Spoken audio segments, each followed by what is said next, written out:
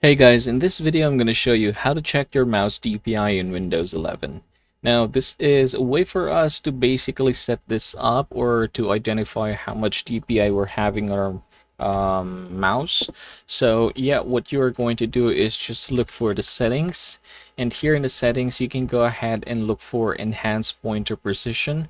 Ideally, if you don't see that, let's say if you're at home, you can go ahead and type here at the top mouse. And then there you go, enhance pointer precision. You just have to make sure that this is turned on just like so. From this point forward, just go ahead and close it and head over to Google. And from here, go ahead and type here, mouse DPI analyzer. And then you should be able to see different ones here, but basically I use this one, same aim. I'm going to go ahead and click this.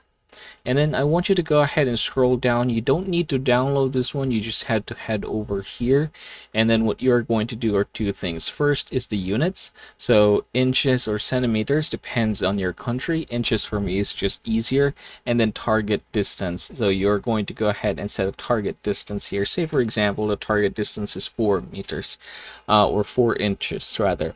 And then what you're going to do is use like an actual physical ruler. Make sure that is accurate. And then you're just going to have to target or set this one from this red here to that 4 inches. So if say for example 4 inches is about here, you should see the actual DPI of your mouse. And that, everybody, is how you're going to check your mouse DPI in Windows 11.